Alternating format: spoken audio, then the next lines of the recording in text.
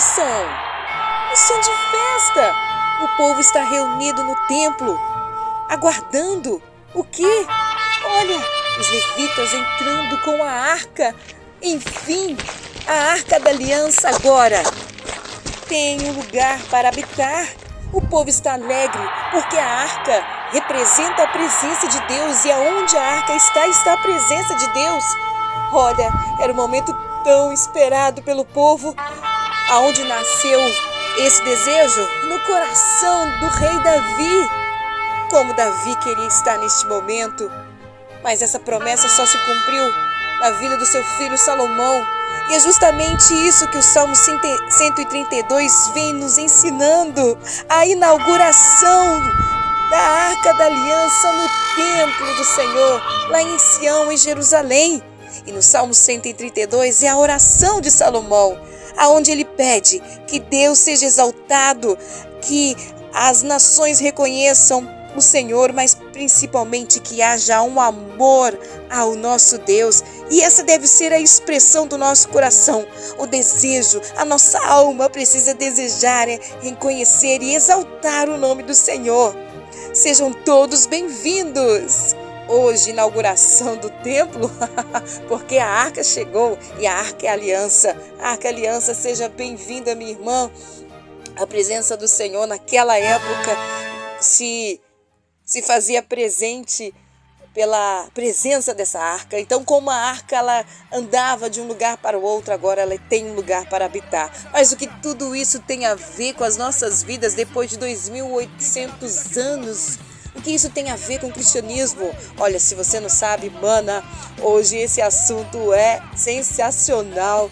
Olha, você precisa ficar aí até o final, viu, mana? Amigos, fiquem aí até o final. Se você não deixou o like, deixe o seu like, ative o sininho, compartilhe a palavra, porque a arca representa a pessoa de Jesus Cristo. E você precisa entender, gente, olha, entenda que o cristianismo não surgiu do nada. Mas ela é a continuação, é o desenvolvimento da revelação de Deus que fez ao mundo. E ele então escolheu um povo, ele escolheu uma nação, e isso tudo faz parte de uma história. Não tem, gente, como entendermos o cristianismo se não entendermos de onde nós saímos, de onde nós somos, viemos e somos e para onde vamos. Existe uma história. E essa história é maravilhosa, não é verdade, minha irmã? De fato, é sensacional você consultar a história do povo judeu, porque nós herdamos deles a religião. E aí, quando a gente fala de religião, não estamos falando aqui de um rito, nós estamos falando de uma sequência lógica.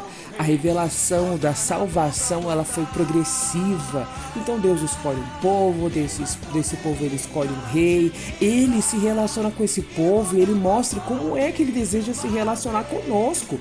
Tudo o que aconteceu com o povo de Israel tem a ver com você e tem a ver comigo. Por isso que temos que conhecer a palavra. Nós não somos como muitos credos e segmentos religiosos que não sabem de onde veio, que não sabem de onde começou, que simplesmente ouviu uma pessoa falar algo legal e você seguiu o que aquela pessoa falou. Não, nós temos a palavra de Deus. A palavra de Deus, ela é imutável, ela é maravilhosa e ela é revelação do Senhor através da história. Então nós temos que conhecer as histórias, nós temos que conhecer os porquês, todos eles estão na Bíblia. E hoje nós podemos tocar no altar, sabendo que o altar é o meu coração.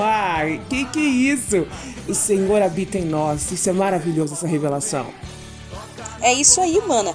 E a história, ela mostra esse desenvolvimento da promessa de Deus, que começa lá no Antigo Testamento, aonde ele aponta para a redenção, para perdão de pecados, mostra o novo céu, nova terra, o Messias, o povo de Deus, a igreja do Senhor, a aliança que o Senhor tem. E o Salmo 132 é um exemplo de tudo isso.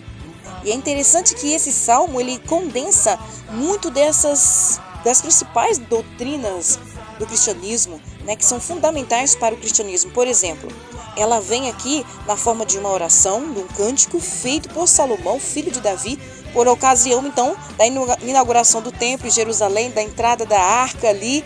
E essa também expressa os pontos fundamentais do cristianismo, aonde mostra a igreja de Cristo. Já no Novo Testamento, e todos esses fatores, alguns desses nós vamos mostrar aqui no Salmo 132, aconteceu até chegar hoje, em nós. E o ponto principal aqui é onde Deus habita. A arca representava a presença de Deus. Então vamos entender sobre a arca. Quem quer a glória, traz a arca. Quem quer o fogo, faz sacrifício. Não é isso daí? Então, por que era tão importante a arca? Vamos entender então o pano de fundo histórico de tudo isso? Vamos lá. Deus escolheu Abraão, ok? E a partir deste traz a promessa de constituir então uma grande nação, uma nação numerosa. Surge então os judeus, nasce então o povo de Israel. Deus faz aliança com Abraão, aonde ele deveria ser o único Deus que deveria receber a adoração. E Deus fala para ele, né? Eu sou o único Deus de vocês e vocês também é o único povo escolhido e que eu espero que vocês me adorem. Então tudo isso Deus então força com os 10 mandamentos, que ele foi registrado ali, onde Moisés registrou, né, os 10 mandamentos. E nesta época, eles eram um povo nômade, né, precisavam deslocar de um lugar para o outro. Então Deus fala, eu vou fazer uma arca. É uma caixa de madeira coberta de ouro, onde vão ter 2 anjos, um virado para o outro. Nesta arca, dentro dela, você vai colocar os 10 mandamentos para que você possa se lembrar dela, não só você, Moisés, mas todo o povo de Israel por geração em geração. A arca poderá somente ser conduzida pelos levitas, que foi a tribo específica separada para o serviço do sacerdócio, os levitas. O sacerdote, né, o principal do sacerdote, sumo sacerdote, uma vez por ano, vai ali fazer o sacrifício, derramamento de sangue, né, para a remissão do pecador. Então Deus aqui trouxe as orientações para Moisés, como deveria ser a arca, como ela deveria ser removida de um lugar para o outro. Então Deus também trouxe a Moisés como deveria ser o local. E naquela época era uma tenda móvel, né? Se fala tabernáculo, mas eram uma tenda móveis. Você tem aí a imagem desse tabernáculo aí, você pode conferir. Então ela era móvel, porque o povo também era nômade. E ali naquele lugar precisava estar colocado, posto a arca com todo cuidado, como Deus havia orientado. Então vamos lá, gente, vamos seguindo a história. Esses fatos narrados aqui estão lá nos livros iniciais da Bíblia, no Pentateuco. Agora nós já estamos entrando aqui no livro de Josué. Então o povo entra na terra prometida. Uau, conquistamos a terra. O povo começa a se envolver com outras nações, com religiões das outras nações, com paganismo. Aí existe a oscilação da fé. E cadê a arca? Ninguém mais se preocupou com a presença de Deus. Houve envolvimento com a adoração de Baal, Astarote, Refém e outros deuses daquela época. E aonde está a arca? Esquecida. E quem a arca representava aqui naquele momento? A presença de Deus. Portanto, se esqueceram de Deus. E esse período aqui a gente entra na época dos juízes. É só você conferir lá no livro de Juízes. Deus teve que levantar Débora, Gideão e outros para sempre lembrar o povo para voltar a adorar a Deus, a buscar o Senhor novamente. E não é diferente dos dias de hoje. Quantas vezes os ministros do Evangelho têm que estar sempre lembrando o povo, vamos retornar à adoração do Senhor. Deixem de adorar o que é a idolatria. Tudo aquilo que você coloca no lugar de Deus, no seu coração, aí é idolatria. Então, todas as vezes nós temos que chamar o que você está idolatrando. Muitas vezes a si mesmo ou a alguma pessoa. Então, tinha sempre que ter esse chamamento para retornar à presença de Deus. Voltando então aqui à história, onde estava a arca, gente? Bom, em um dos momentos de vacilo do povo de Israel, houve ali uma guerra e os filisteus roubaram a arca. Aí começa o drama. Os filisteus levaram a arca Porém, eles perceberam que estava acontecendo muitas coisas ruins no meio do povo. Havia peste, a peste bubônica. O Deus deles, havia uma estátua enorme no templo, e quando eles colocaram a arca, o Deus deles caíram simplesmente. Você depois vai conferir isso aí na sua Bíblia. E eles falaram assim: meu Deus do céu, esse Deus dessa arca aqui é muito poderoso, nós não podemos ficar com ela aqui. Então o que eles fizeram? Eles levaram essa arca e entregaram para algum israelita, que acabou ficando na casa de um fazendeiro naquela época, e a arca ficou esquecida por algum tempo. Até que surgiu um rei. Um rei cujo coração era o coração de Deus. Um rei cujo coração amava estar na presença de Deus. Quem era este rei? Te dou um ponto se você acertar, hein? Davi, é claro. Ele amava a presença de Deus e também desejava que o povo voltasse a adorar a Deus. Então ele pergunta: cadê a arca? Vamos trazer de volta a arca para o lugar dela. Então, esses trechos você pode ir conferindo no livro de Juízes, capítulo 20, capítulo 21. Possivelmente, a arca tenha permanecido temporariamente em Betel, e depois em Mispá, e por fim parou em Siló, em 1 Samuel, capítulo 1 até o capítulo 3. Você pode conferir tudo isso. Também você pode conferir, gente, que os filhos de Eli, do sacerdote Eli, usaram a arca como um amuleto e a levaram para a batalha contra os filisteus, sendo então capturada por eles. Foi essa parte que eu te falei. Você pode conferir lá em 1 Samuel capítulo 4 e também capítulo 5. Foi aí, que os filisteus ficaram assustados com o poder de Deus e devolveram a arca, e essa arca ficou na casa de Abinadab. Você confere lá em 1 Samuel, capítulo 6. E ficou, sabe quanto tempo? 20 anos ali na casa daquele homem. Até que então Davi falou: não, vamos trazer a arca novamente para o lugar dela. Davi prepara então um lugar específico, bonito, uma tenda para trazer a arca. Porém, ele não foi bem sucedido na sua primeira tentativa. Lá em 2 Samuel, capítulo 6. Por quê? Porque ele colocou a arca para ser carregado por animais, e o boi então tropeça e a arca vai caindo, e aí um homem bem intencionado tenta pegar a arca, e aí ele acaba morrendo fulminado. E Davi: meu Deus, o que eu fiz? Ele se esqueceu. Vocês se lembram que a arca deveria ser conduzida pelos levitas, não numa carroça de boi? Por isso que aquele moço, aquele rapaz bem intencionado, morreu. Muitas vezes, gente, a gente tem boas intenções, mas precisamos estar nos princípios bíblicos, nos princípios que Deus estabeleceu. Não adianta ter boas intenções, gente. A gente tem que conhecer a palavra, tem que viver na palavra, tá bom?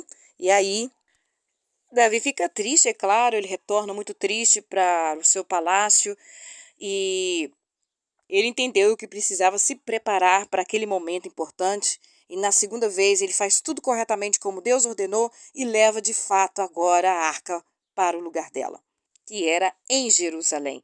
E o desejo de Davi não era somente levar a arca para Jerusalém. O desejo de Davi também era construir um lugar glorioso para colocar aquela arca. Poxa, Davi morava em palácios, morava em um belo lugar, então ele não podia deixar que a arca, a presença de Deus, permanecesse numa tenda. Ele precisava construir também um lugar, então ele começou a preparar ali o momento do ofertório. O povo começou a entregar. Cada um dá aquilo que tem, cada um dá aquilo que pode ofertar. Deus se agrada de quem dá com gratidão. Então o povo começou a levar ouro, o que tinha para a construção do templo. Mas aí Deus usou um profeta e falou para Davi: Davi, você é homem de guerra. Você não poderá construir o templo, mas eu vou fazer uma promessa, porque eu vi o seu coração e eu vejo o seu desejo de me adorar, de me servir. Então, eu lhe faço uma promessa. Da sua geração, Davi, virá um que vai sentar sobre o trono de Israel, e ele será o rei para sempre. Mas existe uma condição: vocês precisam cumprir a minha lei.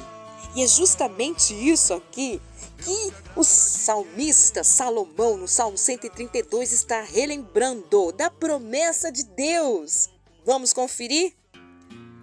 Versículo 1, ele fala assim: lembra-te, Senhor, de Davi e de todas as suas aflições, como jurou e fez os votos ao poderoso de Jacó, dizendo: certamente que não entrarei na tenda em que habito, nem subirei ao leito que durmo.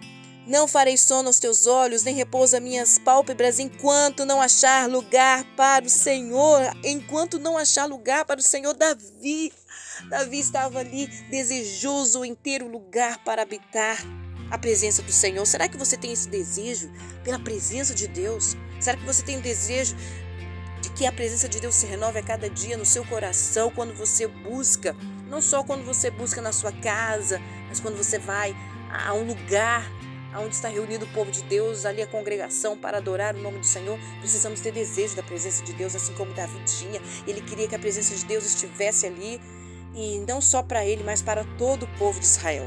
Davi não podia construir o templo por causa da sua condição, mas então Deus faz esta promessa e se cumpre na vida do seu filho Salomão. Davi então morreu, Salomão então reúne o reino, constrói o templo com tudo aquilo que Davi já tinha juntado, com todo o ouro. Agora ele segue as instruções que Deus já havia dado a Moisés e constrói este templo conforme a orientação de Deus. E aqui no Salmo 132 faz esta inauguração incrível.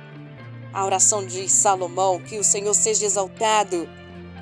No versículo 6, eis que ouvimos falar da arca em Efrata, e aí achamos no campo do bosque. Sim, vocês se lembram que a arca estava na casa de Obed-edom? Então ele pega esta arca, traz novamente para o lugar dela, e ele continua falando aqui, versículo 7, entraremos em seus tabernáculos, prostraremos ante o escabelo de seus pés. Nossa, que incrível!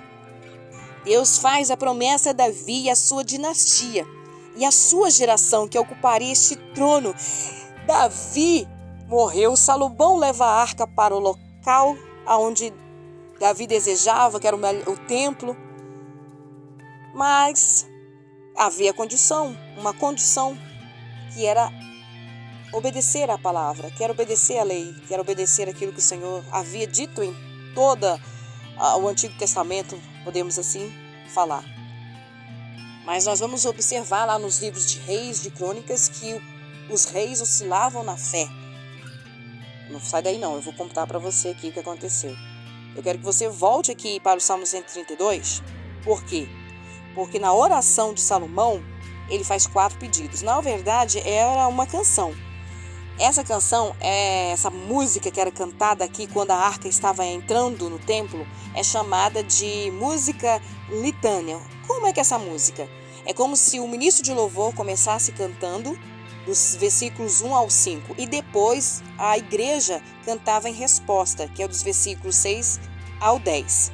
Em seguida, o líder de louvor falava as palavras de Davi, que vai do versículo 10 ao versículo 12, e depois o povo entra como um coro cantando e citando as promessas de Deus, que vai do versículo 13 ao versículo 18. Então vejam que era um coral de respostas. O ministro de louvor cantava e o coral respondia. Deveria ser o máximo, gente. Hoje não temos muito costume de cantar assim, mas você pode lembrar, dos momentos em que quando um coral canta e depois o ministro de louvor continua. Isso é lindo. E nesta oração aqui, Salomão pede 4 coisas. Primeiro, levanta-te como se Deus estivesse dormindo, em repouso. Não. Davi estava falando: Deus, levanta-te, chegou o grande dia, o dia da tua presença aqui no templo. A arca que andava de um lugar para o outro agora tem um lugar específico, definido por Deus, para que Deus pudesse habitar. Versículo 8, levanta-te, Senhor, no teu repouso, tu e a arca da tua força. Versículo 9, visitam-se os teus sacerdotes de justiça e alegrem-se os seus santos. O que o Salomão está pedindo aqui? Que os sacerdotes não estivessem somente vestidos com as roupas sacerdotais, com descrito na lei de Moisés, descrito lá no Pentateuco, mas aqui também ele está pedindo ao Senhor que esses sacerdotes sejam vestidos de justiça, que eles sejam justos, para que haja adoração, porque eles sendo justos, o povo vai se alegrar, o povo vai se reunir para celebrar o Senhor.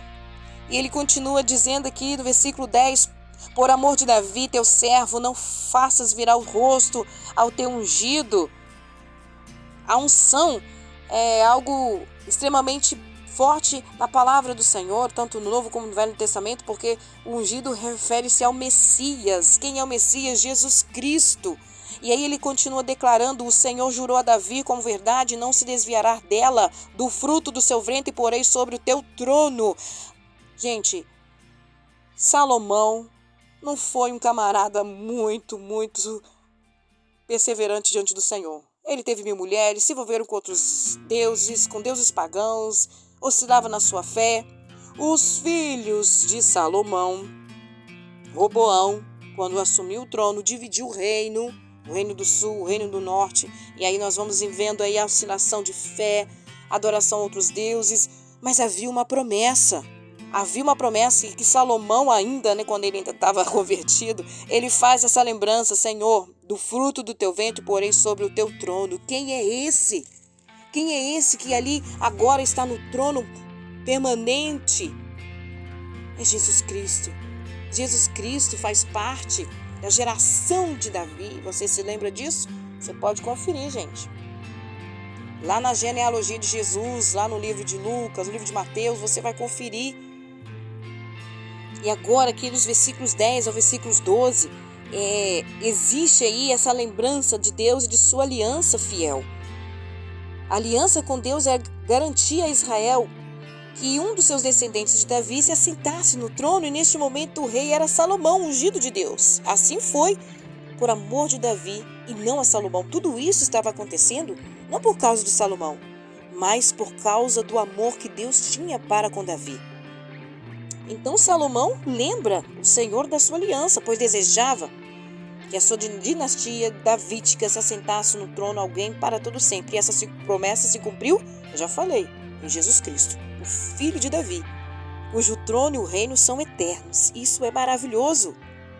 Portanto, gente, nós hoje estamos ligados ao Senhor pela nova aliança que Jesus selou com o próprio sangue. E esta aliança jamais se romperá. Aqui o salmista ora no nome de Davi, quando ele ora ao Senhor, mas nós fazemos menção do nome de Jesus. João 14:13. O Pai é fiel ao Filho e o Filho é fiel à aliança que fez com o próprio sangue. Que tremenda esta palavra! O Salmo 132 trata de Davi, Salomão, da aliança de Deus com ele, mas aponta para o filho maior de Davi, Jesus Cristo, e a sua aliança com a sua igreja. Olhando então, gente, para a história, observamos a fidelidade de Deus no cumprimento das promessas, porque Deus veio, sim, assentou-se no trono através de Jesus Cristo, e que tudo isso tem a ver conosco após 2.800 anos atrás. Então você pergunta, mas por que tudo isso? Você se lembra que eu falei lá no início sobre o cristianismo? Sim. O que é o cristianismo? É o cumprimento de todas essas promessas na pessoa de Jesus Cristo. Deus entra no templo, mas quem entra no templo? Jesus Cristo. Jesus Cristo é o que entra no templo. Como assim? É só você observar o que o apóstolo Paulo fala lá no livro de Colossenses. Cristo habita plenamente, completamente na plenitude da divindade. O templo, então, era a figura de Jesus Cristo, que habitou aonde? Em nós. E nós somos esse templo de Jesus Cristo, aonde nós temos a presença do Senhor, aquele que crê, que confia e confessou Jesus como seu Senhor e seu Salvador. E a arca? A arca era o símbolo da aliança de Deus com o seu povo. Nós não precisamos mais da arca, até porque a arca se perdeu depois que o povo da Babilônia invadiu Israel, saqueou Israel, destruiu Israel. Eles permaneceram 70 anos cativos. A partir daquele momento a arca se perdeu. Mas não precisamos mais dela, porque a arca representa a presença de Deus. E quem é hoje a presença de Deus, senão o próprio Jesus Cristo em nós? A arca também representava a aliança de Deus para com o seu povo. E hoje, quem é que fez cumprir esta aliança? Foi o sangue de Jesus derramado no Calvário. Não precisa mais derramamento de sangue de animais, porque Jesus já derramou o seu sangue para cumprir a promessa, a salvação, a redenção daqueles que confiam em Cristo. Tudo que se falou neste texto de Salmo 132 já se cumpriu. Por isso, você não pode ser um cristão que ignore que o cristianismo está baseado em atos salvadores de Deus na história. Você não pode ignorar isso, você não pode. O cristianismo, sim, é uma fé histórica. Nela se baseia em fatos históricos, em fatos reais da ação poderosa de Jesus Cristo. E Pedro declara isso lá no dia de Pentecostes. Você vai conferir aí no livro de Atos capítulo 2. O cristianismo tem essa história, né? Onde observamos aí o poder e a ação salvadora de Deus. Ela não veio de vamos ser crentes e vamos obedecer a Bíblia e pronto. Não, existe raízes, existe fundamento. Isso é muito importante, você ter fundamento, raiz naquilo que você crê. Veja o que Pedro falou depois que o Espírito Santo desceu à terra, né? Ali um dia de Pentecostes, Jesus já tinha ascendeu-se ao céu. Naquele momento, Pedro, cheio do Espírito Santo, ele fala, Atos 2:29, varões e irmãos, sejam-me lícito dizer-vos livremente acerca do patriarca Davi, que ele morreu e foi sepultado, e entre nós está até hoje a sua sepultura, sendo, pois, ele profeta e sabendo que Deus lhe havia prometido com juramento de que do fruto dos seus lombos, segundo a carne, levantaria o Cristo para sentar sobre o seu trono. Olha aí a palavra se cumprindo, aleluias! E Pedro faz essa lembrança daquilo que Salomão também lembrou no Salmo 132, depois de quase 1000 anos que tudo isso aconteceu. Então, amados, a ressurreição de Cristo é o cumprimento da promessa de Davi, uma descendência de uma promessa. E qual é esta promessa? De que haverá alguém assentado para sempre neste trono. E quem ele é? Jesus Cristo. E ele não é só o rei de Israel, da nação de Israel, mas de todo aquele que nele crê, de todo o universo. Jesus reina no trono do universo. Isso que é cristianismo. É consciência, então, gente, do cumprimento da promessa de Deus. O clímax, então, aqui nos Salmos 132 é a redenção de Jesus Cristo, o trono eterno. E quem é que vai estar com ele junto, reinando?